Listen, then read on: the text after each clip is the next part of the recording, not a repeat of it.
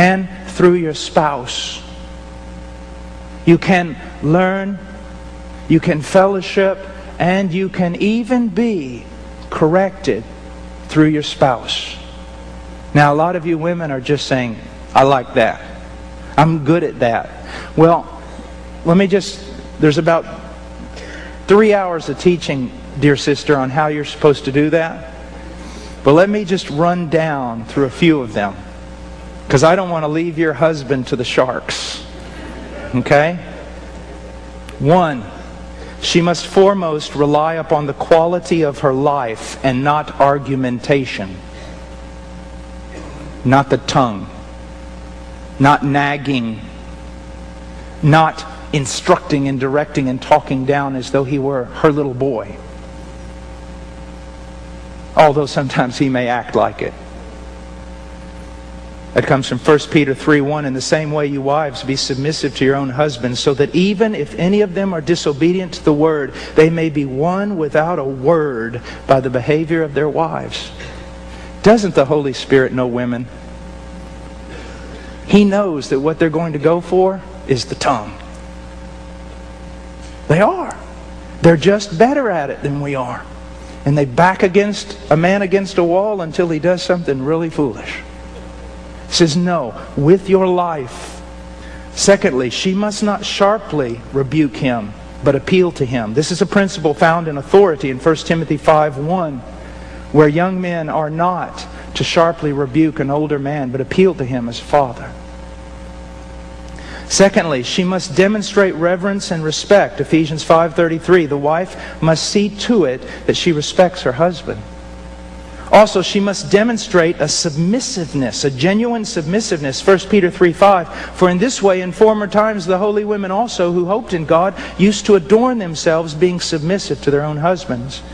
And finally, she must demonstrate a gentle and quiet spirit. 1 Peter 3:4, but let it be the hidden person of the heart with the imperishable quality of a gentle and quiet spirit, which is precious in the sight of God.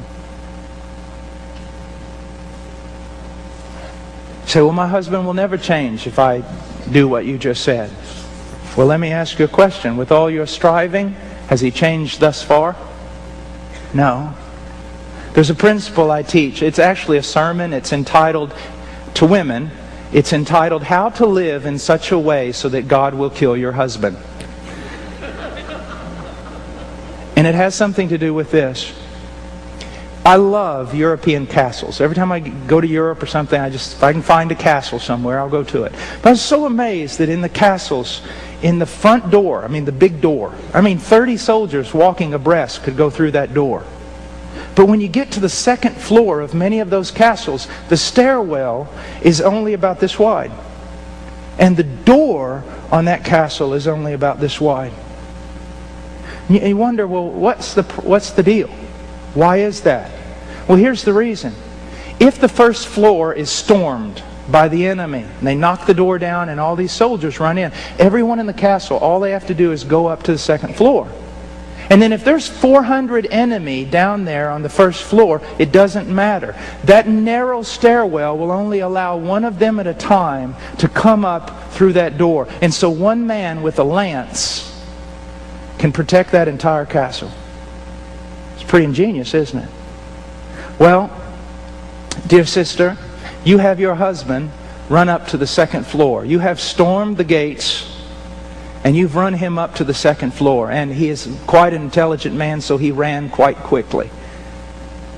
And he's up there in that one little door, in that one little stairwell with that lance, and he's defending everything you can throw at him.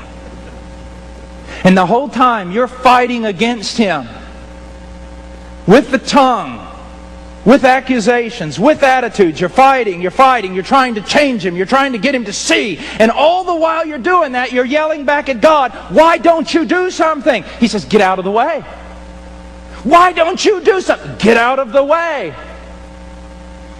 Because only one person's going up that stairwell at a time. Only one person's going to deal with your husband at a time. So if you want to be the one dealing with him, you go right ahead, daughter. Fight to your heart's content. Knock yourself out. But I will not be participating in your battle.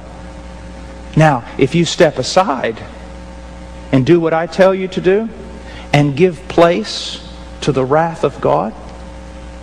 I'll deal with your husband. Now, if you go home tonight and your wife is extremely submissive and loving, you better say your prayers, because you may die before you wake up tomorrow morning.